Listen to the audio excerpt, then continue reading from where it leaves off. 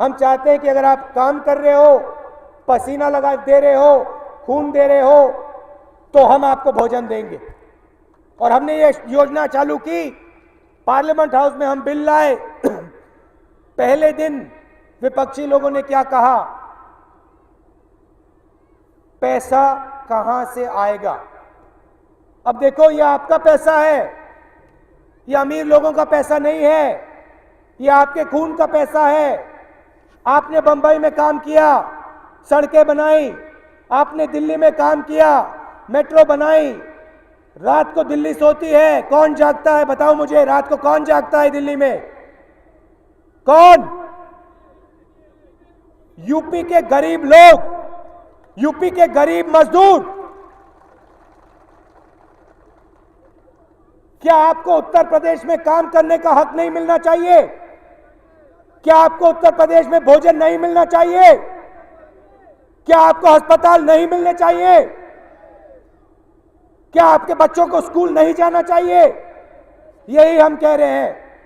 हम अधिकार की बात करते हैं, और जब हमने भोजन के अधिकार की बात की, मायावती जी ने कहा कांग्रेस पार्टी नाटक कर रही है। अब मैं आपको बताता हूं क्यों कह रही है ये। क्योंकि लखनऊ में एक जादू का हाथी बैठाया है उन्होंने। आमतौर से हाथी घास पत्ते खाता है, ये जादू का हाथी है। जो हम पैसा भेजते हैं आपके लिए दिल्ली से, गरीबों का पैसा, आपका पैसा, ये जादू का हाथी उसको खाता है। अब देखो, अब ये कह रही है कि मनरेगा से किसी को फायदा नहीं होता है। हम हजारों करोड़ रुपए भेजते हैं, हजारों करोड़ रुपए भेजते हैं। आपका पैसा, फायदा किसको होता है? हाथी को होता है। मोटा सा हाथी है, खा जाता है एकदम सड़प करके, हड़प करके। अब हाथी ने भोजन खाया, पैसा हजम किया, और मायावती जी कहती है इलेक्शन से एक महीना बचा है, अब मैं अपने मंत्रियों को हटाऊंगी।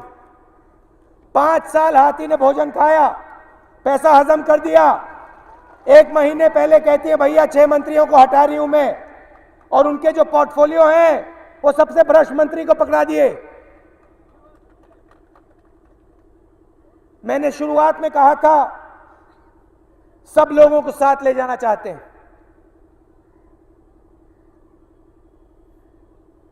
सबसे बड़ा काम हमने किया, और आप जानते हो क्योंकि कुछ ही दिन पहले हमने किया,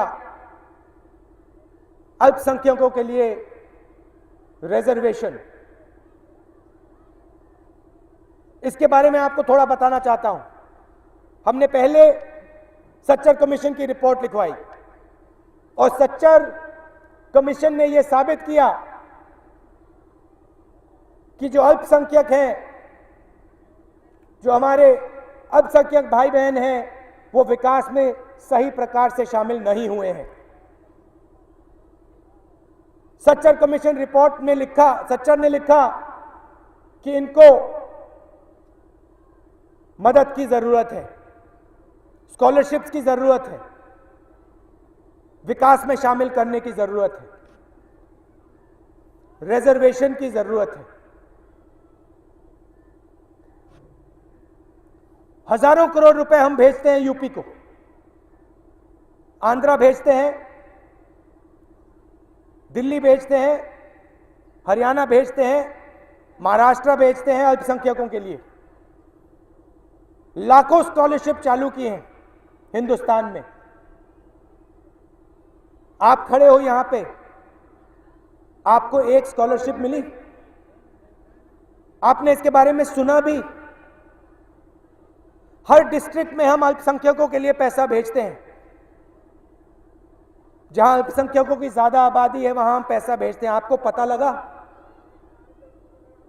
आपको पता नहीं लगा। अब हमने रिजर्वेशन की बात की, मनमोहन सिंह जी ने रिजर्वेशन की बात की, आरक्षण की बात की।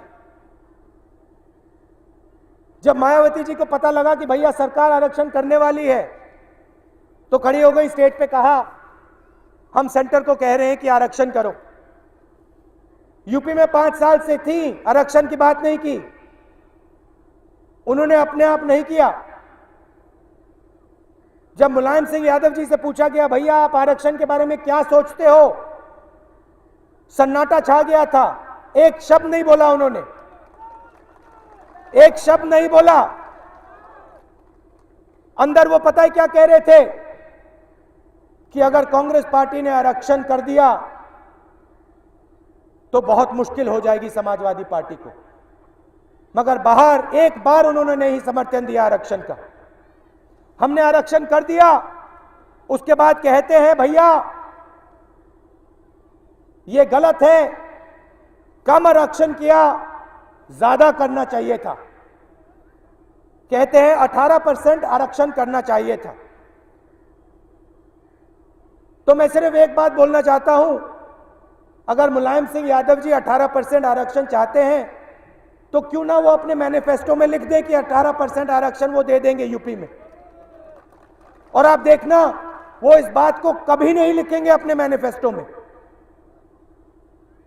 हम चाहते हैं कि गरीब, अल्पसंख्यक, दलित, आदिवासी, किसान, मजदूर, ये सब लोग हिंदुस्तान की प्रगति में शामिल हुए, क्योंकि हम जानते हैं कि इस देश की सच्ची शक्ति आपके अंदर है। इस देश की शक्ति बड़े लोगों में, अमीर लोगों में नहीं है। इस देश की शक्ति गांव में है, छोटे छोटे कस्बों में है, आप में है, आपके बच्चों में है। और अगर कोई इस देश को बदल सकता है तो आप बदल सकते हो, और कोई नहीं बदल सकता है। और जब मैं आपसे बात करने जाता हूं, आपके गांव में जाता हूं, आपके घरों में जाता हूं, आपके घरों में खाना खाता हूं, आपके घरों के सामने जो कुएं हैं उनमें गंदा पानी जो है वो पीता हूं। कभी कभी दिखाई देता है भैया पानी गंदा है, बीमार हो जाऊंगा।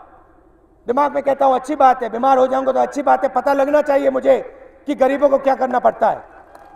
और जब मैं जाता हूं आपके बीच में, जब मैं कहता हूं भैया क्या सोचते हो आप, क्या चाहते हो आप, क्या कर सकते हैं हम एक साथ, आपके गांव में विकास कैसे लाया जाए, तो विपक्ष के नेता क्या कहते हैं, मायावती जी क्या कहती हैं, मुलायम सिंह यादव जी क्या कहते हैं, राहुल गांधी नाटक कर रहा है। 7 साल से मैं नाटक कर रहा हूं, जब तक मैं जिंदा हूं ये नाटक करूंगा, और जाऊंगा आपके बीच में, जितना ये बोलेंगे उतना जाऊंगा। और मैं बताऊंगा क्यों। मैं इसलिए जाऊंगा क्योंकि मैं यहां चुनाव जीतने नहीं आया हूं, मैं उत्तर प्रदेश को बदलने आया हूं। मैं चाहता हूं कि एक दिन ऐसा आए जब ये प्रदेश पूरे हिंदुस्तान को रास्ता दिखाए।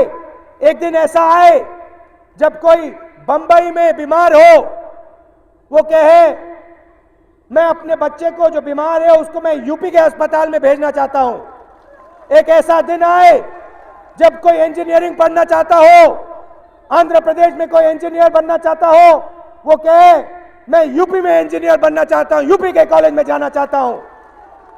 मैं उस दिन के लिए रुका हूं और मैं जानता हूं कि वो दिन सिर्फ आप ला सकते हो।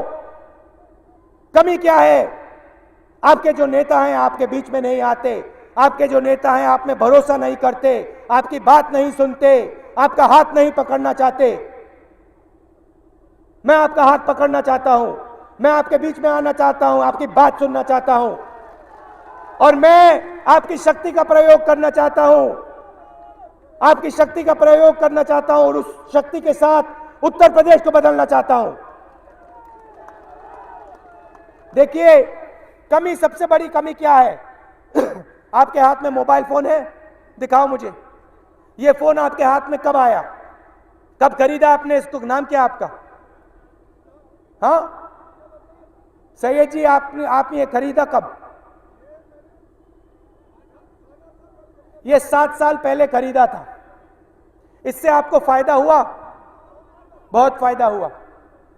जिस पॉलिसी ने ये फोन आपके हाथ में डाला वो कितनी पुरानी पॉलिसी थी, और वो उस पॉलिसी के बारे में कौन सोचे थे? इस पॉलिसी को राजीव गांधी ने 1980 में बनाया था और मैं छोटा था, इतना बड़ा था, 12 साल का था। और मैं आपको बताता हूं उन्होंने मुझे क्या बताया। उन्होंने मुझे बताया था 1985 में बताया था कि राहुल, जिस दिन हम टेलीफोन को गांव तक पहुंचा देंगे उस दिन गांव बदल जाएगा। जिस दिन हम कंप्यूटर को गांव तक पहुंचा देंगे उस दिन गांव बदल जाएगा।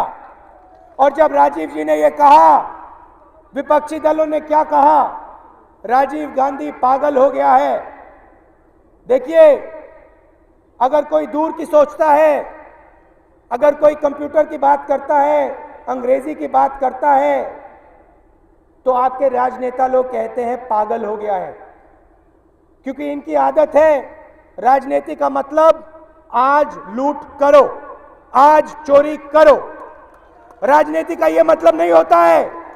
राजनीति का मतलब यह होता है कि लोगों की शक्ति का प्रयोग करो बदलाव के लिए।